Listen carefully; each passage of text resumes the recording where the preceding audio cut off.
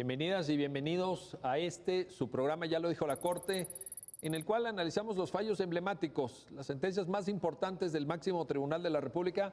Y hoy vamos a analizar una sentencia que me atrevo a decir que ha sido una de las más comentadas, de las más analizadas en el ámbito académico mexicano. Creo que todos los que damos clase en uno u otro momento hemos hecho referencia a este pronunciamiento de la Suprema Corte, porque viene a reconfigurar muchas de las cosas que la enseñanza tradicional del derecho pues explicaba en relación a la jerarquía normativa, la construcción del ordenamiento, la relación entre niveles normativos a través del principio de jerarquía, en fin, una serie de cuestiones. Me refiero a la contradicción de tesis 293/2011, y para entender los alcances del pronunciamiento de nuestro máximo tribunal de la República, le doy la bienvenida a Arturo Bárcena. Bienvenido, Arturo. Un gusto tenerte nuevamente en este programa. Y Arturo Guerrero, bienvenido. Bienvenido, Arturo, también. Muchas gracias. Pues, no sé, Arturo Bárcena, si nos quieras ayudar a entender cómo llega el caso a la Corte, qué es lo que se plantea, porque aquí pues es contradicción de tesis, a diferencia de otros programas donde hemos comentado amparos, etcétera, ¿no? Sí, claro que sí, Miguel. Mira, este es un tipo de asunto que son las contradicciones de tesis que la Suprema Corte utiliza para armonizar o homogeneizar la doctrina de los tribunales colegiados. Cuando los tribunales colegiados tienen pronunciamientos pues contradictorios respecto de algún punto jurídico, bueno, las contradicciones se denuncian y bueno, también puede haber contradicciones entre salas, pero centralmente se trata de una vía procesal que se utiliza para uniformar doctrina. En este caso concreto, el tema se planteaba en relación con criterios de 3 tribunales colegiados. Los tribunales colegiados habían abordado 3 temas. El tema de la jerarquía normativa de los tratados internacionales, que bueno, ahora lo comentaremos, ha sido un tema que ha abordado la Suprema Corte durante los últimos 20 años con distintos criterios. El tema sobre la vinculación de la jurisprudencia interamericana hacia los tribunales nacionales, si es obligatorio o no, y el control de convencionalidad que pueden realizar los tribunales del Poder Judicial de la Federación. Estos 3 temas los abordaban los tribunales colegiados y la idea era ver si estas 3 sentencias tenían realmente un punto en contradicción. Para simplificar un poco la presentación, simplemente diría que la Corte encontró que respecto de los 2 primeros temas había un punto de contradicción porque se habían sostenido criterios distintos, tanto respecto de la posición jerárquica que guardan los tratados internacionales en el ordenamiento nacional, como respecto de la vinculatoriedad que puede existir o no de la jurisprudencia interamericana. En realidad, sobre el control de convencionalidad no había un desacuerdo entre los tribunales colegiados, y entonces la Suprema Corte fija como puntos de contradicción a resolver estas 2 cuestiones. Es una contradicción de tesis que creo que también vale la pena decirlo, que resuelve el Pleno de la Suprema Corte. Pues entrémosle ya directamente. Arturo, ayúdanos a entender. A ver, jerarquía normativa. ¿Por qué es importante el tema? ¿Cómo lo resuelve la Corte? ¿Cómo se aborda en la sentencia? Claro. El enfoque tradicional que se había dado para los casos que involucraran estándares derivados de tratados internacionales siempre había sido el de jerarquía normativa.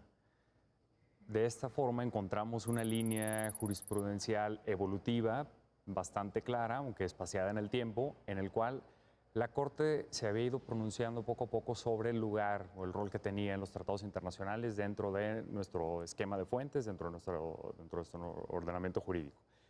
En esta línea viene un primer pronunciamiento en el cual la Corte equipara los tratados internacionales a las leyes, sin hacer una distinción de leyes federales, leyes generales, y concluye que están en el mismo escalón.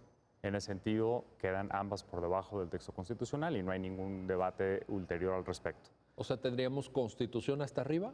Exactamente, Constitución. Y en un segundo peldaño tendríamos leyes del Congreso. Exactamente. Y tratados internacionales. Exactamente. Ahí, digamos, en esos términos. En esos términos.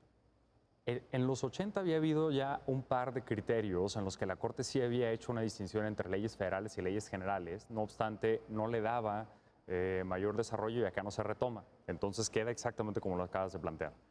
Posteriormente, en el 99, se resuelve un asunto en el cual la Corte modifica este primer criterio y concluye que los tratados internacionales se encuentran inmediatamente después de la Constitución, pero por encima de las leyes federales. Nuevamente, sin retomar esta distinción que había existido entre leyes federales y leyes generales. De esta manera, la pirámide normativa en México quedaría Constitución, tratados internacionales, leyes federales. Unos años después, 2007, si mal no recuerdo, viene un nuevo pronunciamiento por parte de la Corte y cambia ahora el criterio, y lo que dice es que hay un orden jurídico constitucional, hay un orden jurídico nacional, y después viene esta distinción que se ha hecho entre federal y local, que estarían en un plano de paridad de acuerdo con el propio texto constitucional. Y esto conduce a la Corte a concluir que los tratados internacionales se encuentran inmediatamente después del texto constitucional y después vendrían ya en un plano nacional, con leyes generales, pero por encima de las leyes federales y de las leyes locales.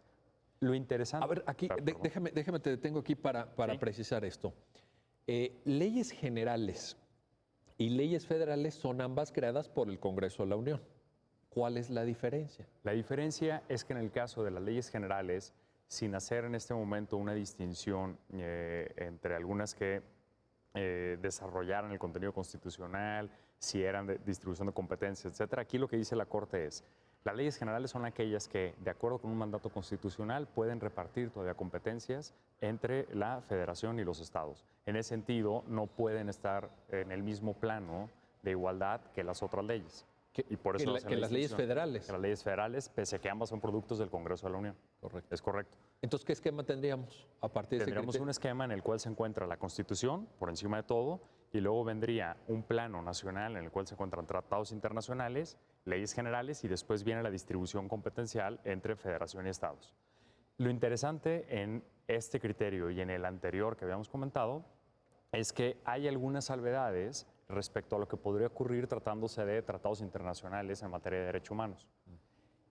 Esto es lo que da pauta a que la Corte empiece analizando si el esquema de jerarquía era el adecuado para seguir resolviendo este tipo de problemática. Aquí hay un cambio fundamental, que es que en los meses previos a que, bueno, el asunto se denuncia todavía con el texto constitucional anterior, pero inmediatamente después cambia el texto constitucional, las reformas ya muy comentadas de amparo y derechos humanos en 6 y 10 de junio de 2011. Esto genera una serie de reflexiones por parte de la Corte, del Pleno, en ambas salas y del foro jurídico en general. Y la gran interrogante era qué pasaba con los tratados internacionales y particularmente con las normas de derechos humanos, si se encontraban como parte de un bloque de constitucionalidad, si estaban a la parte del texto constitucional, etc. Entonces, digamos, el punto de partida de la Corte es: este esquema de jerarquía tradicional ya no es vigente porque se ha modificado el texto constitucional y la Constitución parte diciendo que en los Estados Unidos mexicanos todas las personas gozarán de los derechos de esta Constitución y de los tratados internacionales, sin hacer una distinción. De ahí es, digamos, el punto de partida. Entonces, si la Corte dice, cambiando no solamente esta línea jurisprudencial que tan atinadamente ha sintetizado, sino cambiando la forma en la que muchos de nosotros fuimos educados desde la carrera, ¿no? Esta visión jerárquica, pues, Kelsen, ¿no? La famosa pirámide, etcétera. Si el concepto clave ahí ya no es jerarquía, ¿cuál es? ¿Qué queda entonces? Aquí lo que se hace en la sentencia y lo que va abordando el Pleno constantemente es, por una parte, definir lo que ahora implica la supremacía constitucional y, por otra parte, empezar a hablar más bien de un parámetro de control de regularidad y hacer referencia a la coordinación, la interpretación, digamos, armónica de los contenidos de ambas fuentes con un eje rector fundamental, que es el principio pro persona, ¿no? Que este también es un elemento que cambia por completo todo, ¿no? Entonces tenemos, Arturo Bárcena, te pregunto, tenemos con la reforma 2011 un artículo primero que dice: en los Estados Unidos mexicanos todas las personas tienen reconocidos los derechos de esta Constitución y de los tratados. Y en el párrafo segundo del artículo primero, esto que decía Arturo Guerrero, tenemos un principio pro persona. ¿Podemos ya quitarnos esta óptica tradicional de la jerarquía? ¿Podemos pensar en bloque, en parámetro? Sí, yo creo que obviamente el principio jerárquico no es que se elimine como tal, lo que cambia es que lo que se va a sostener es que en materia de tratados internacionales o derechos de fuente internacional y derechos de fuente internacional, ahí no hay una relación jerárquica. Este es, digamos, el matiz. Obviamente todo el ordenamiento sigue estructurándose de manera jerárquica, pero este es un cambio fundamental respecto de lo que se había hecho o de lo que había sostenido anteriormente la Corte, incluso de lo que disponía la Constitución. El elemento clave, yo diría, en la argumentación de la Corte tiene que ver con esa parte del artículo primero que tú acabas de decir, que bueno, yo creo que a muchos ministros o algunos ministros en aquel momento ya les parecía muy claro, pero que originó algunos desacuerdos, que sostiene que todos los ciudadanos tienen los derechos humanos reconocidos en Constitución y en tratados internacionales. Y el argumento es que al no hacer una distinción, la Constitución, entre los derechos de una fuente y otra, pues necesariamente tiene que tener la misma jerarquía, y esa misma jerarquía es la constitucional. Entonces, este es el punto clave, me parece, como señalaba Arturo, mediante el cual se articula la argumentación, y supone un giro a la forma en cómo se había planteado el problema ante la Corte, porque parecía que el problema tenía que ver con jerarquía de tratados internacionales. Y la Corte, al introducir esta distinción, más bien lo que señala es, bueno, en realidad no es un problema de jerarquía de tratados internacionales, sino de normas de derechos humanos establecidas en tratados internacionales. Parece un juego de palabras, ¿no? Pero hay un fondo ahí, hay una cuestión muy importante, porque si fuera un tema de tratados internacionales, todas las normas de tratados internacionales tendrían que tener la misma jerarquía, y de acuerdo con el criterio de la Corte no la tienen. Las que tienen rango constitucional son las normas de derechos humanos establecidas en tratados internacionales. Te pregunto, ¿pueden ser tratados internacionales de derechos humanos nada más o pueden haber algunas de estas normas en otro tipo de tratado? Exacto, ese es el punto importante, es que hay algunas normas de derechos humanos que no están en tratados internacionales de derechos humanos. Todos conocemos a la Convención Americana de Derechos Humanos, al Pacto Internacional de Derechos Civiles y Políticos, la Convención de los Derechos del Niño, pero hay otras normas que contienen derechos que podemos considerar derechos humanos que no están en tratados internacionales de derechos humanos. La Corte utiliza, yo creo que el ejemplo más aceptado, que es el derecho a la asistencia consular, que se asume como un derecho fundamental de la debida de la defensa de las personas que tienen otra nacionalidad, y que está en la Convención de Asistencia Consular de la Convención de Viena. No es un tratado de derechos humanos y, sin embargo, claramente... Porque esa convención trata de cuestiones consulares y quién es cónsul y qué hace un cónsul. Exacto. Y cómo se le da el placet al cónsul. Cosas. Pero yo creo que ese es el ejemplo paradigmático de un derecho humano que no está en un tratado internacional de derechos humanos. Entonces, era importante hacer esa distinción porque esto permite que se consideren con rango constitucional derechos humanos que están en tratados que no necesariamente son de materia de derechos humanos. Ahora, déjame preguntarte esto, a lo mejor ya estamos entrando en cuestiones ya más de técnica jurídica, etcétera, pero no quiero evitarlo porque, pues, insisto, muchos de nosotros fuimos instruidos en la carrera, pues, pensando en otro paradigma, ¿no? A ver, con lo que tú nos acabas de decir, ¿puede ser que un mismo tipo de normas jurídicas, llamémosle tratados internacionales, tengan diferente jerarquía en función de su contenido? ¿Sería correcto? Exacto. O sea, puede haber normas... Esto es súper novedoso, ¿eh? Normas de la misma fuente que tengan diferente rango jerárquico en función de su contenido. Y esta es una de las cosas que creo que también es importante destacar, Miguel. O sea, que independientemente de que creo que el criterio de la contradicción de tesis 293-2011 es un criterio muy importante para el ordenamiento jurídico, hay varias cosas que están en la contradicción que plantean, como bien dices tú, cambios culturales importantes, retos a la formación de los abogados que no teníamos pues nosotros cuando estudiamos. Bueno, ustedes están mucho más jóvenes, ustedes acaban de egresar. Hombre, Arturo más joven, seguramente, pero cuando estudiamos no estaban estas cosas sobre la mesa y bueno, no estaban. ¿Cómo podemos entender esto? Bueno, hace falta mucha más preparación de los abogados para poder entrar a discutir estos temas. ¿Cómo es posible que normas de fuente internacional, por su contenido material, tengan distinto nivel jerárquico? Sí, porque normalmente la jerarquía se explicaba como tipo de norma, ubicación jerárquica en el ordenamiento o en la pirámide de Maus, pero era por tipo de norma. O sea, tú dices, ¿dónde está el reglamento? No, el reglamento está aquí. ¿Dónde está la ley general o federal? Pero bueno, está aquí. Pero es que ahora dices, no, es que depende del contenido. O sea, se volvió más complejo el asunto. Exacto. Lo cual nos tiene más entretenidos. De hecho, tenemos es que en este tema Adelante. es interesante. Creo que la sentencia tiene como menos un par de apartados, de párrafos, donde hace referencia a este desglose. Y aquí yo siempre digo, la reforma de derechos humanos es una reforma para quienes nos hemos dedicado al derecho ya por algunos años, es una reforma un poco frustrante para lo que estamos acostumbrados, porque normalmente nos gustan las soluciones ya bien dadas, bien establecidas, y es una reforma que no da respuestas, sino que te da una forma de encontrar los resultados. En esa línea tienes que pensarle, tienes que ver cómo aplicar.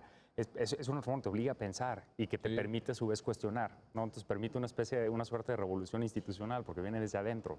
Y acá, en el tema de los tratados, dice la contradicción en algunos párrafos, lo que pasa es que las normas de tratados, por una parte, están referidas de forma genérica, pero hay algunos preceptos del texto constitucional, el artículo 15, el 105, donde hace referencia a las normas de tratados como parámetro de validez de los propios tratados. Entonces, solamente lo podrías entender si tuvieran un peso distinto. Sí. ¿No? Entonces, por ahí es donde empieza a introducirle. Pero ese peso distinto está dado en función del contenido. Exactamente, en función del contenido y por mandato constitucional, que ese es el artículo primero, párrafo. Exacto. Oye, a ver, te quiero preguntar, ¿cómo queda ahora entonces? Porque cuando hablamos de bloque o de parámetro, en fin, como le queramos llamar,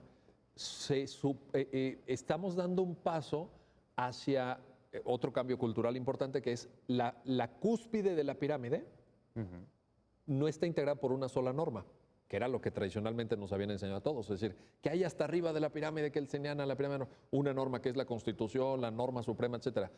¿Hay ahora un conjunto de normas? ¿O ese bloque? ¿O qué hay ahí adentro? Lo que hay ahí es, yo creo que ya a 7 años ya nos podemos arriesgar a decirle bloque de constitucionalidad, pese a las resistencias que existían, digamos, terminológicas.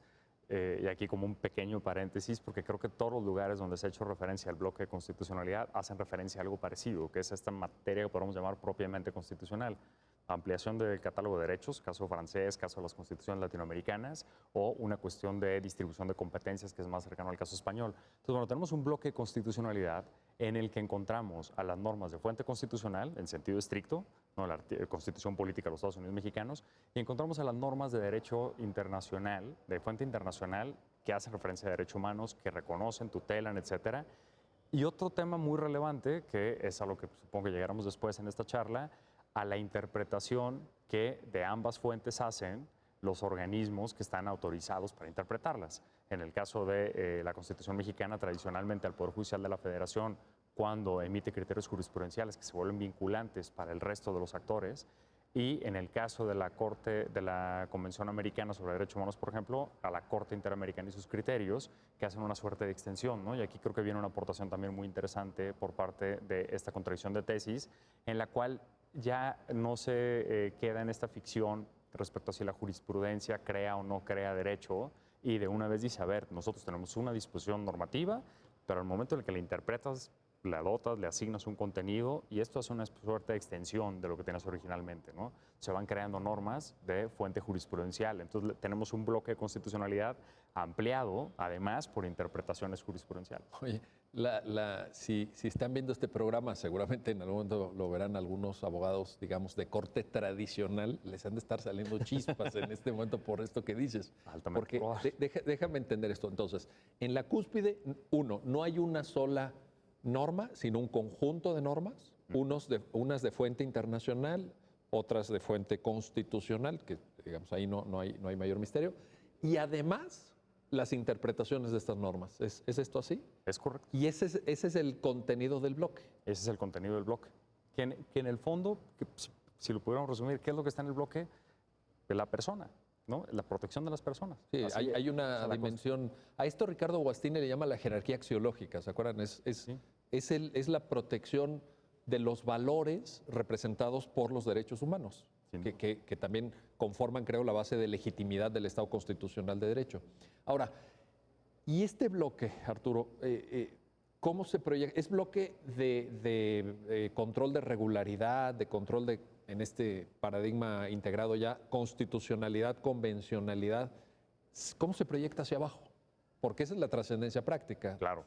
Lo que dice acá la Corte es, de entrada, si la convencionalidad se está insertando a la constitucionalidad, podemos hablar de constitucionalidad, regularidad, etc. Y para lo que es relevante esto es, A partir de que nosotros tenemos claro cómo está integrado este bloque, el resto del ordenamiento jurídico tiene que estar necesariamente de conformidad con este bloque de constitucionalidad. Todos los actos jurídicos, todas las normas generales tienen que ser compatibles con este bloque de constitucionalidad. De lo contrario, estaremos hablando de posibles casos de invalidez, de desaplicación, etc. Entonces, esto tiene toda la trascendencia del mundo porque todo el ordenamiento tiene que estar en función de este bloque. Tenemos una pirámide chata, por decirlo de alguna manera. Muy bien. Oye, antes de hacer la pausa, pero esta conformidad del conjunto del ordenamiento respecto al contenido del bloque se puede advertir en términos de obligaciones legislativas, ¿no? A la hora de legislar, el Congreso de Sonora o el Congreso de Yucatán o el Congreso de Morelos tiene que tomar en cuenta el contenido del bloque, pero también en términos de aplicación jurisdiccional.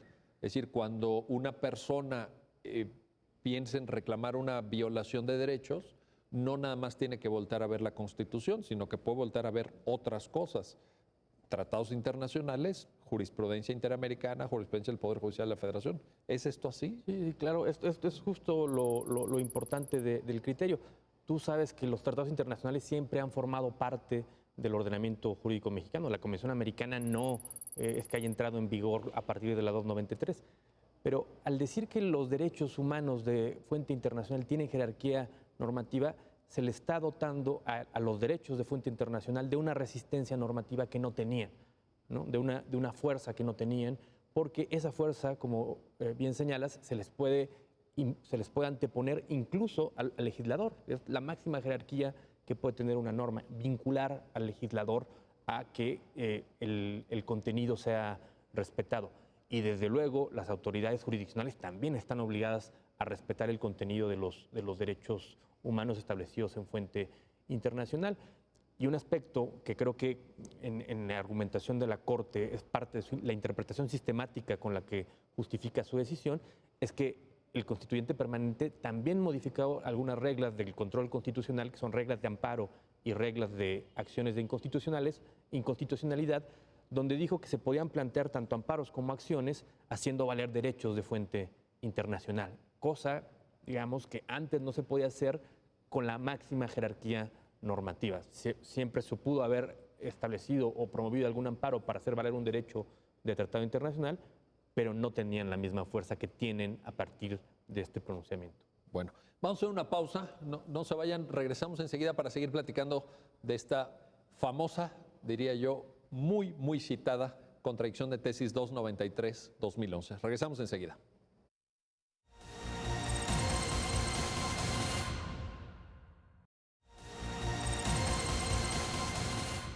Ya estamos de vuelta, ya estamos de regreso en su programa, ya lo dijo la Corte, y el día de hoy estamos analizando la contradicción de tesis 293-2011, que viene a replantear un conjunto de temas y que nos viene a dar importantes lecciones que incorporan, estoy citando lo que ya dijo Arturo Bárcena anteriormente, un cambio cultural, una dimensión de comprender de manera distinta el ordenamiento jurídico mexicano. Y en ese sentido, Arturo Guerrero, te quiero preguntar, pasemos al segundo tema, el tema de la jurisprudencia de la Corte Interamericana.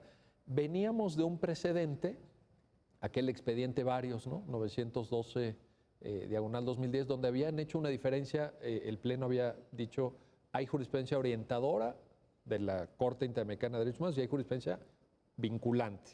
Claro. ¿Qué es lo que ahora en la 293 se señala en ese punto? Ok. En efecto, en un primer pronunciamiento por parte de la Suprema Corte, en un ejercicio, digamos, atípico, donde analiza su propia competencia para interactuar con las sentencias de un tribunal internacional como es la Corte Interamericana, la primera aproximación por parte de la Suprema Corte fue resolver que estaba vinculada por los criterios de la Corte Interamericana, específicamente en casos donde el Estado mexicano hubiese sido parte. Y en esa misma línea, todos los actores en México quedaban vinculados por estos criterios. Esto es interesante porque la Corte Interamericana en sus sentencias, además de contener condenas en la parte resolutiva de la sentencia, establece una serie de criterios interpretativos, de modo que era un ejercicio ya bastante relevante el hecho de que la Suprema Corte estimase vinculantes en México los criterios interpretativos por parte de la Corte Interamericana, insisto, más allá de las condenas. En esta ocasión, la Suprema Corte, al reflexionar sobre la jurisprudencia interamericana, se da cuenta que el ejercicio interpretativo que realiza ese tribunal internacional en realidad es vinculante respecto de la Convención Americana, porque lo que hace es hacer una suerte de extensión del texto convencional. Además de que la propia Corte dialoga constantemente con sus precedentes y va generando una doctrina, y es una doctrina que se reitera en lo subsecuente, de modo que sería un poco complicado sostener que es la doctrina interamericana solo para México, pero que no lo va a hacer en lo subsecuente. De hecho, lo podemos ver en los asuntos de jurisdicción militar. Una de las defensas del Estado mexicano fue, a mí nunca me lo has dicho. Bueno, ya no lo dijeron 6 veces, ¿no? Entonces, bueno, claro que te lo van a decir. La doctrina no se va a modificar. La única salvedad que podría existir a lo mejor es que la Corte Interamericana haya hecho alguna interpretación a partir de un tratado internacional del que México no fuese parte y algún otro estado sí. Claro, pero entonces lo que no se incorpora es la norma, no consecuentemente tampoco se incorpora la interpretación de esa norma. Claro, lo que pasa es que la Corte Interamericana hace algunos ejercicios en los cuales termina analizando en su jurisprudencia criterios, por ejemplo, del Pacto Internacional de Derechos Civiles y Políticos, vinculándolos a través del artículo 29 de la Convención. Entonces es un ejercicio ahí interesante, pero que podría dar lugar a que en el caso mexicano no solamente fuese así. Pero digamos, quitando esa salvedad, la doctrina derivada del quehacer jurisprudencial de la Corte en todos sus precedentes se vuelve vinculante con independencia de que el Estado mexicano haya participado o no. Y ya lo relevante viene en cómo se va a aplicar. O sea, diríamos, toda la jurisprudencia de la Corte Interamericana de Derechos Humanos debe ser observada por las autoridades en México. Es correcto. Les resulta obligatoria. Exactamente, es el criterio. Y sí estamos hablando de todas las autoridades. Bueno, ahí hay una discusión sobre los alcances del caso Hellman y todo esto, pero digamos, autoridades jurisdiccionales todas. Sí, Un juez del Fuero Común de Morelos tiene que observar los criterios de la Corte Interamericana. De Morelos, juez de paz de Nabolato, Sinaloa, de mi tierra, jueces actuando en jurisdicción militar, administrativa, la que sea. Si tú realizas una función materialmente jurisdiccional, jueces de amparo. Por supuesto, jueces de amparo también. Entonces, si tú eres una autoridad materialmente jurisdiccional, quedas vinculada por los criterios de la Corte Interamericana. Oye, a ver, esto en la lógica del comentario de Arturo Bárcena del cambio cultural, pues no es una cosa menor lo que estás diciendo. Sí, claro.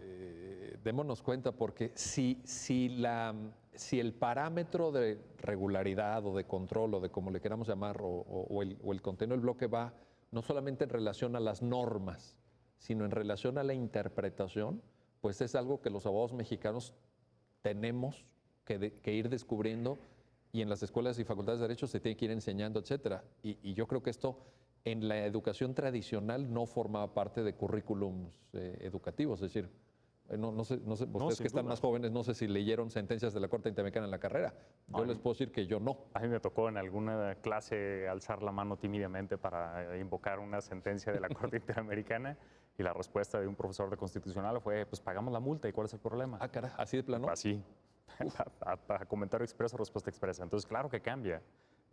Y no solamente cambia por el esquema de fuentes, o sea, claro, tenemos más criterios, tenemos más instrumentos que revisar, pero cambia también la forma en la que aprendemos derecho. ¿Por qué? Porque nosotros no estamos acostumbrados en general a dialogar con precedentes, ¿no?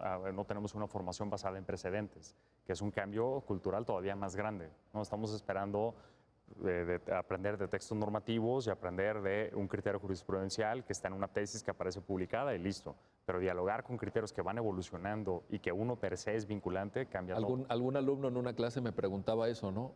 Citaba yo un criterio de la Corte Interamericana y me decía, ¿cuáles son los 5 precedentes, ¿no? Para revisar, ¿en qué momento se reiteró para que ya fuera obligatorio?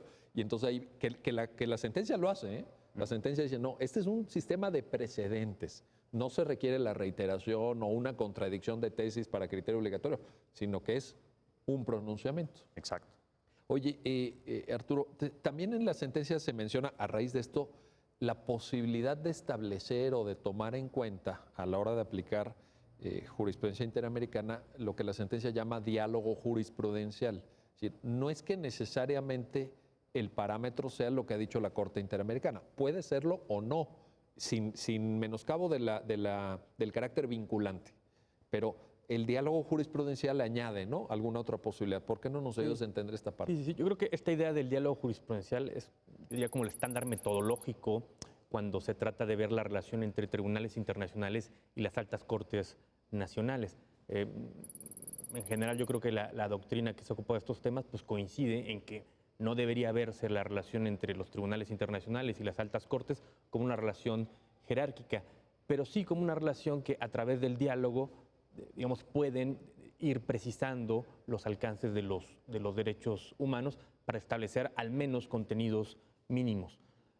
Creo que es muy importante, por ejemplo, en el caso mexicano, tener en cuenta que el hecho de que sean obligatorias las sentencias o vinculantes las sentencias de la Corte Interamericana no quiere decir que indefectiblemente se tengan que aplicar, porque puede haber, y esto a lo mejor a algunas personas les parezca sorprendente, pero realmente no lo es, puede haber muchas decisiones en las cuales la Suprema Corte o los tribunales mexicanos tengan criterios más protectores que la Corte Interamericana. Y en ese caso, ¿qué debe suceder? Y en ese caso, el criterio que se tiene que aplicar es el criterio más protector de la persona, ¿no? Entonces, yo creo que esto es muy importante tenerlo en cuenta, porque no quiere decir, digamos, ya que solo tengamos que ver criterios interamericanos, es muy importante lo que acaba de señalar Arturo, en el sentido de que esto supone un cambio cultural. De hecho, a mí particularmente me parece que esta segunda parte de la contradicción de tesis supone, de hecho, tiene un potencial muy importante para algunos cambios en la cultura jurídica mexicana.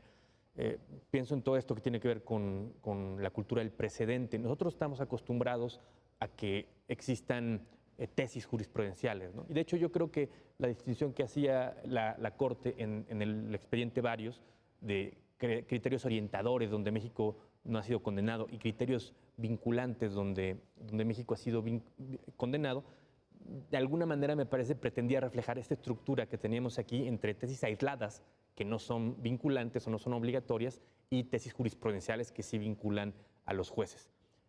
Entonces, yo creo que el hecho de que la Suprema Corte establezca que son vinculantes los criterios interamericanos plantea un reto cultural muy importante para los abogados mexicanos, digo, para los estudiantes sin duda, pero para los abogados mexicanos que no estamos acostumbrados a leer sentencias.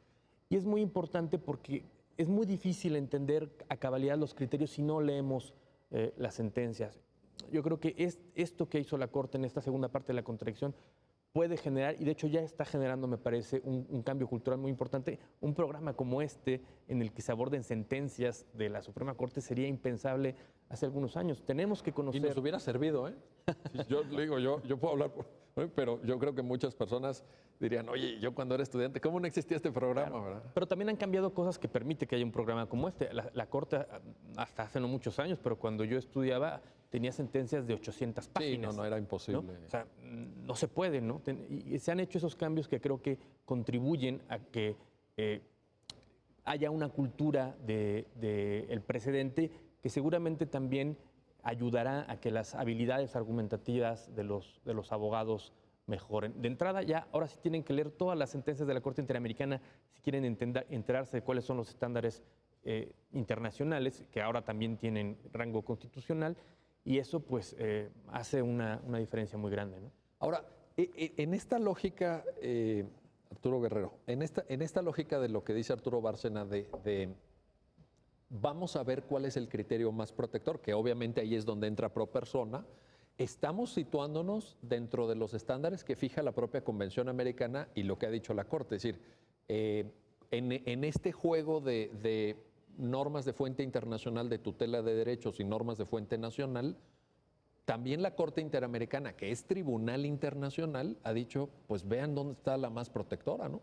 ¿Sí? O sea, es correcto, digamos, la Corte Mexicana empata con una línea muy clara de la Corte Interamericana, ¿no? Es correcto. De hecho, aquí hay un tema interesante. Lo que hemos ido entendiendo como el principio pro persona, que al final nos lleva a un criterio de selección de posibles interpretaciones o de disposiciones normativas, la Corte Interamericana lo asume de una forma bastante más pragmática. La Corte Interamericana se basa en el artículo 29 de la Convención. El artículo 29 de la Convención, palabras más o menos, lo que dice es que el texto o el contenido de la Convención Americana no puede entenderse en menoscabo de, y viene una serie de fuentes normativas distintas a las que se les respeta, se reconoce el valor normativo que tiene y se reconoce que todo tiene que articularse en función de la persona. Y ahí reconoce otros tratados internacionales, reconoce textos constitucionales y leyes locales e inclusive reconoce declaraciones como la Declaración Americana y otras declaraciones de derechos. ¿A qué lleva esto a la Corte Interamericana? En ocasiones, la Corte está resolviendo un asunto y se encuentra con que el texto convencional o su propia jurisprudencia no necesariamente llegan a el punto al que están planteando las partes.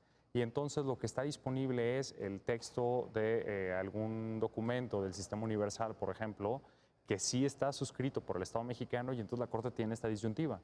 ¿Qué hago? Yo estoy resolviendo este caso. Este instrumento internacional no pertenece al sistema interamericano. No obstante, está suscrito por ese Estado parte y por lo tanto tiene que proteger los derechos de esa persona.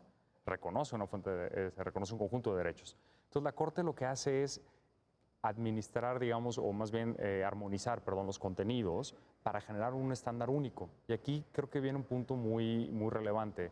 Las personas en ocasiones plantean, mucho en materia penal, pero cuando se hace referencia al principio pro persona, dice, claro, es que lo más benéfico para ese es lo menos benéfico para mí. No, el principio pro persona a lo que te ayuda y entender a las distintas fuentes como un todo es hablar de estándares, y un estándar implica uniformar contenidos de distintas fuentes para construir un solo derecho. O sea, yo tengo un derecho como la libertad de expresión reconocido en fuente constitucional en el Pacto Internacional de Derechos Civiles y Políticos y en la Convención Americana sobre Derechos Humanos, pero en realidad no tengo 3 libertades de expresión. Tengo una libertad de expresión con 3 fuentes cuyo contenido tengo que armonizar. Entonces, ¿cómo lo armonizo? En función de la persona. Es un contenido único. Después veré cuál es el derecho que pudiera estar colisionando por parte de otra persona, hago el mismo ejercicio y hasta entonces voy a analizar el caso específico, ¿no? Entonces, todo eso se articula de esta manera. O sea, nuestro concepto guía, por un lado, sería principio pro persona, que responde a estos estándares que estás mencionando, metodológicos, etcétera. Pero por otro lado, también la Convención Americana, en el ya mencionado artículo 29, abriría esta posibilidad. Lo cual empata con algo que dijiste hace unos minutos de que ahora ser abogado se volvió algo más difícil, ¿no? Algo más complejo, porque tienes este juego de variables donde no hay una respuesta única, una respuesta clara. Por ejemplo, cuando dices, hay que ver si el Estado suscribió un instrumento del sistema universal o hay que ver el alcance que tiene una norma interna. La Corte Interamericana de Derechos Humanos ha aplicado normas internas, por ejemplo. Exacto. En algún caso que recuerdo contra Argentina, ¿no? Entonces, ¿qué concluirías en este punto? ¿Se volvió más difícil ser abogado? Se vuelve mucho más interesante. Más se vuelve mucho más enriquecedor. Eso. Porque tienes un arsenal. Punto de vista positivo, optimista. Tienes muchos. Mira, yo siempre pongo cuando comento en clases o conferencias, digo, para que veas qué interesante está esto, tú puedes cuestionar todo lo que siempre habías considerado como ya dado. Y es tan real esto que hemos modificado incluso la práctica de títulos de operaciones de crédito, que es para mí de las cosas más áridas que me encontré en la carrera. Entonces, cuando ves que hasta el tema de los pagarés se ha visto trastocado por estándares de derechos humanos con motivo de la usura y el artículo 21 de la Convención Americana, es que todo puede pasar. Sin duda. O sea, que está incidiendo en el derecho privado también. En todo. O sea, está, que es familiar, penal, ¿cómo le podemos llamar, Arturo Bárcena? ¿Un sismo al sistema jurídico esto?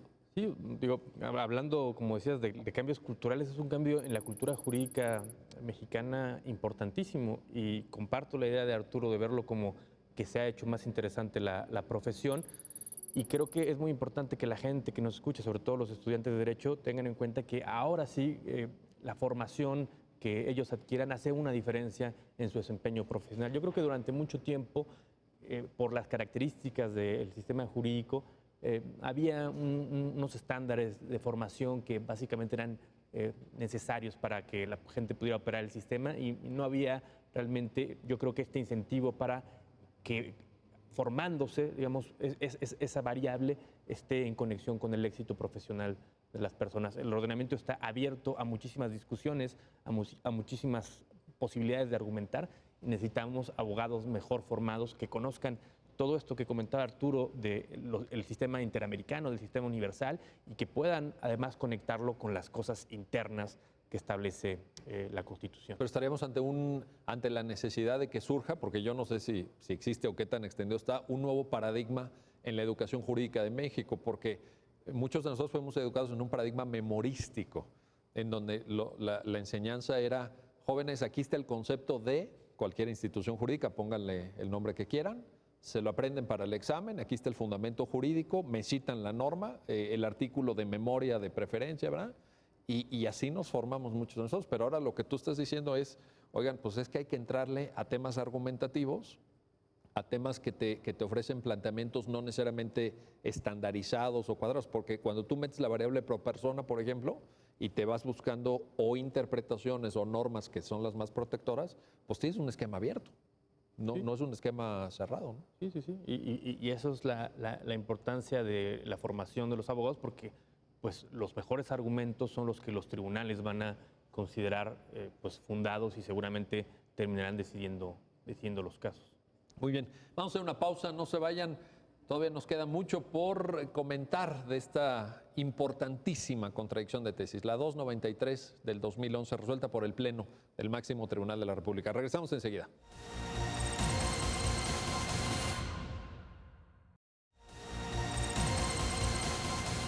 Ya estamos de vuelta, ya estamos de regreso en este subprograma, ya lo dijo la Corte, estamos analizando en esta ocasión la contradicción de tesis 293 diagonal 2011 y hay un tercer aspecto, hay un tercer punto que, lo quiero decir con todas sus letras, ha suscitado críticas, ha suscitado comentarios sobre el alcance del fallo del Máximo Tribunal de la República, que tiene que ver con una parte en donde la sentencia dice: si existe en la Constitución mexicana una restricción expresa a un derecho humano, prevalece la Constitución mexicana, aunque hubiera una norma, eventualmente un tratado internacional o un criterio de la Corte Interamericana que fuera más protector. Con lo cual, esta cuestión que mencionábamos antes de irnos al corte del pro persona, pues quedaría un poquito de lado en ese caso puntual y concreto. ¿Cómo entender esto, Arturo? Yo creo que este, sin duda, es el tema más polémico de la resolución, que además fue una salida que permitió que se resolviera el caso ante dos posturas que parecían incompatibles. Porque no venía en el proyecto, ¿verdad? No, no venía así en el proyecto original. Durante la discusión se van suscitando y se van decantando posturas que seguían haciendo referencia al criterio de jerarquía y otra postura bastante clara en la que se decía que no era necesario acudir a un criterio de jerarquía y que se puede hablar de supremacía constitucional sin necesariamente transitar por ahí. Entonces, cuando se plantea el tema de las restricciones, se utiliza en la sentencia una fórmula que permite dar una salida sin necesariamente zanjar un problema, porque el problema o el punto con las contradicciones de tesis es que resuelves abstrayendo un problema jurídico a partir de dos situaciones que pueden haber sido muy concretas, muy precisas, pero que acá ya lo empiezas a ver en el aire y que en ocasiones no necesariamente tienes todos los elementos para resolver las particularidades que se te pueden ir presentando cuando tengas un asunto con nombre y apellido enfrente. Entonces, ¿qué hace acá la Corte? Hace referencia a el hecho de que van a prevalecer restricciones que se encuentran en el texto constitucional, ¿no? Restricciones en la norma constitucional, ¿no? Y entonces aquí vienen dos debates interesantes, que es primero qué es lo que se entiende por restricción, porque lo cierto es que restricción podemos estar hablando de límites, podemos hablar de regulación de derechos, podemos hablar de restricción y suspensión en términos del 29 constitucional, y norma constitucional, pues si la Constitución también se ha ampliado, estamos hablando del texto formalmente conocido como Constitución Política de los Estados Unidos Mexicanos, o estamos hablando de contenidos de derechos que ya se han constitucionalizado. O sea, el primer problema sería intentar contestar a la pregunta, cuando hablamos de restricciones de fuente constitucional, ¿de qué hablamos, no? Exacto. Y además, partiendo de que si lo llegáramos a entender como límite, que esto todavía requiere de un ejercicio interpretativo posterior, que es lo que se ha venido dando, estamos hablando además de un número de casos ya bastante precisos. En el caso mexicano tenemos una constitución de detalle, una constitución que normalmente, digamos, nuestros actores políticos, cada que llegan al poder, cada cambio de sexenio, de trienios, en el caso de diputados, etcétera, se buscan plasmar plataformas políticas y todo en el texto constitucional, sino como que no sabe a mucho. Entonces, esta es una constitución que se reforma cada año en incontables ocasiones y reformas que trastocan muchísimos artículos. Entonces es difícil a veces tratar de entender cuál es el estándar constitucional y más cuando se le van metiendo muchísimos detalles, muchísimas aristas o precisiones. En esta línea, digamos, el reto está en ir decantando a través de un ejercicio interpretativo qué es lo que vamos a entender realmente por una restricción y me parece que eso no está zanjado todavía en la contradicción de tesis 293. Ahora, Arturo Bárcena, suponiendo que podamos hacer este ejercicio, que yo creo que no se ha hecho, el de la conceptualización, el de tener claro ¿de qué hablamos cuando hablamos de restricción? Habría un segundo paso que dar, que yo entiendo que tampoco se ha hecho, y ahí te pido tu aclaración y tu punto de vista, que es, ¿y cuáles son? Ya en términos concretos, las que están en la Constitución mexicana, porque ¿quién ha hecho la lista? ¿Existe esa lista o cómo deberemos entender el alcance de la 293 en este punto? Para responder eso, creo que me gustaría adicionar algo a lo que dijo Arturo, en el sentido de que evidentemente este fue un tema que no formaba parte de la contradicción y es, digamos, poco ortodoxo incluir cosas que no están formando parte de la contradicción. El ponente, el ministro Arturo Saldívar, no había planteado este tema, pues porque no estaba en los criterios. Había ministros que querían que esto se incluyera. Solo se incluyó en 2 puntos de la sentencia, en mi opinión, casi como un obiter, o sea, diciendo, bueno, pero cuando hay una restricción. Y cuando tú ves todos los votos que hay, porque hay, creo que 11 votos en la contradicción de tesis, no hay una concepción de qué son las contradicciones. Yo diría, bueno, haría falta hacer ese desarrollo. Yo tengo mi opinión respecto de cómo podría ser un concepto de restricciones, pero lo importante es que la Corte no lo definió y esa discusión está abierta.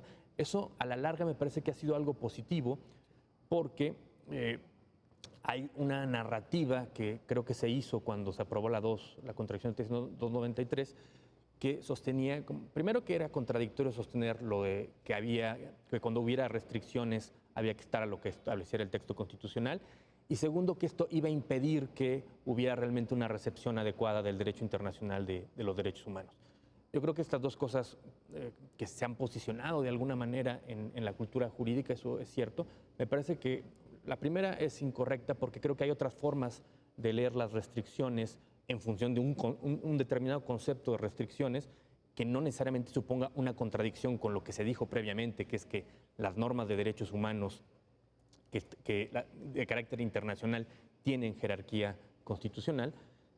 Y segundo, que realmente a 7 años, como decía Arturo, de la contradicción de tesis, claramente esto no ha sido un obstáculo para el desarrollo y la incorporación del derecho internacional de los derechos humanos.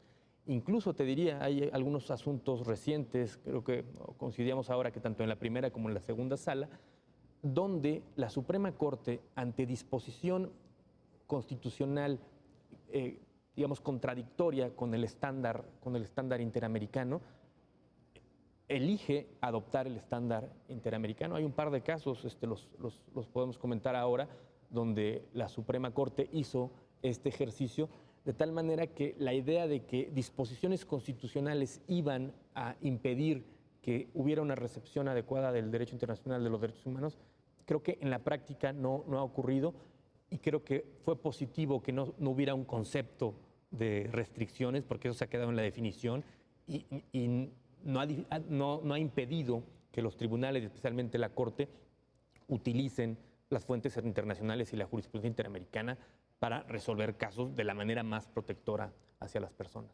Podríamos decir que el tema está abierto.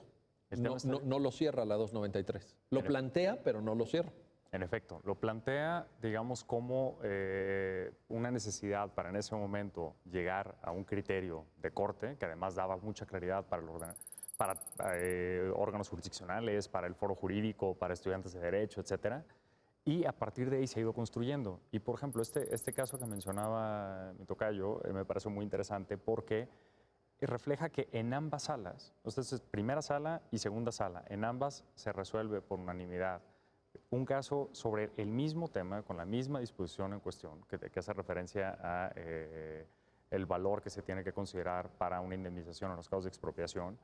Y ambas salas concluyen que lo que tiene que prevalecer es un estándar convencional y va más allá. Es un estándar convencional, el artículo 21 de la Convención Americana, pero interpretado además en una sentencia de la Corte Interamericana, en el caso de Salvador Chiriboga.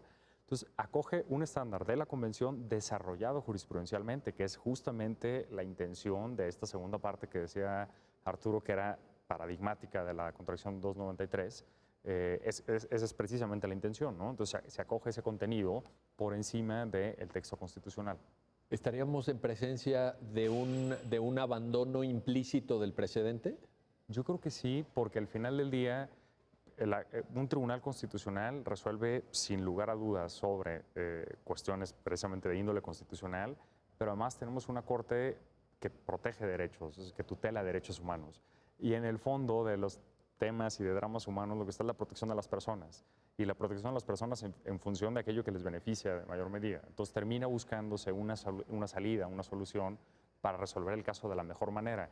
Y son muchos asuntos donde se han acogido estándares internacionales sin mayor problema, sin complicaciones por lo que diga la norma constitucional, en un ejercicio que además creo que de arranque pudo haber sido problemático, pero que no nos es ajeno realmente. Es problemático cuando lo hablábamos, cuando se hacía referencia al tema de tratados internacionales. No obstante, es algo que se había hecho durante muchísimos años con cuestiones que incluso podrían resultar más polémicas, por ejemplo, con cuestiones de leyes. O sea, nosotros tenemos en la Constitución una norma que dice que los derechos político-electorales se suspenden con el auto de formal prisión, ¿no? Vinculación al proceso ahora, pero auto de formal prisión. Y tú tienes el código anterior, el Código Federal de Procedimientos Penales o el Código Nacional, que dicen que es hasta la sentencia. Para nadie ha sido problemático que la suspensión es hasta que viene la sentencia.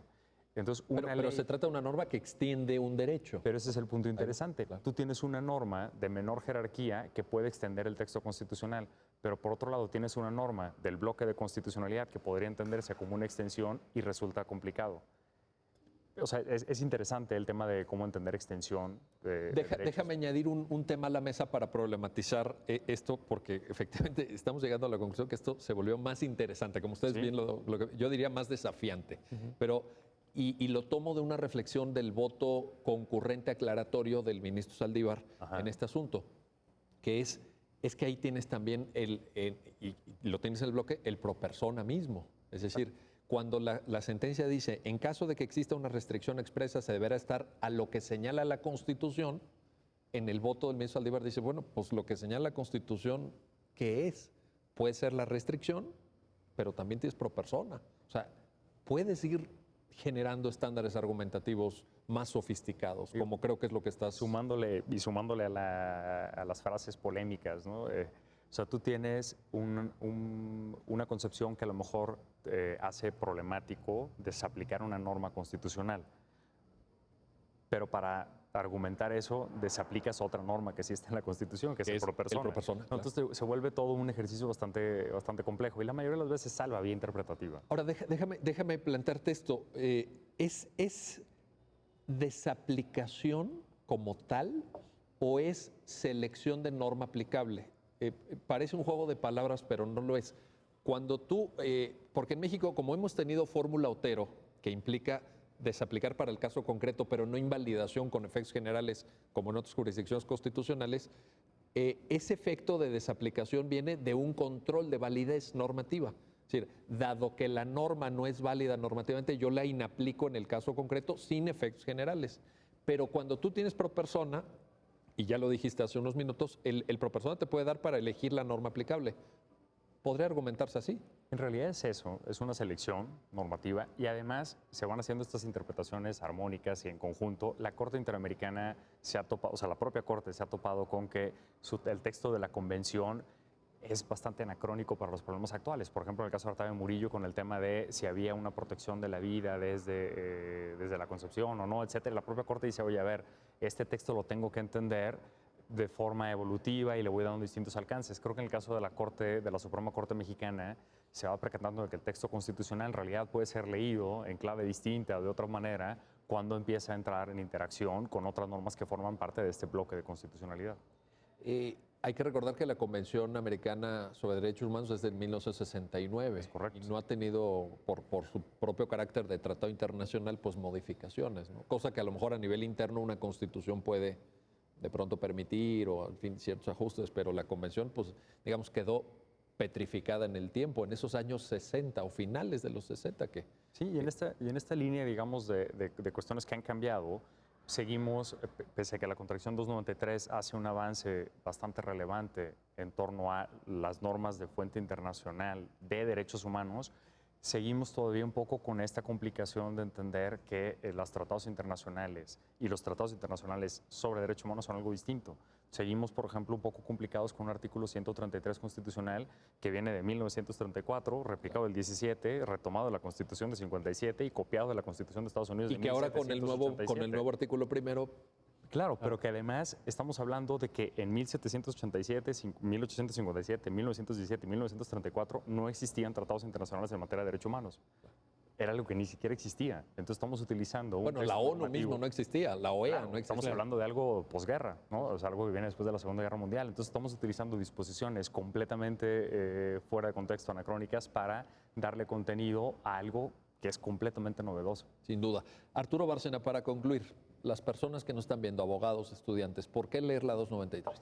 Yo creo que hay que leerla porque es un punto de inflexión en el ordenamiento jurídico mexicano, porque zanjó de una manera pues, definitiva la discusión de si tienen o no jerarquía constitucional las normas de derechos humanos establecidas en tratados internacionales, y porque me parece que esta sentencia no solo tiene un valor por ese criterio que acabo de decir y por el criterio sobre la jurisprudencia interamericana, sino por todos los temas que hemos estado comentando aquí que abren a la discusión de los operadores del derecho, de los abogados, de los estudiantes.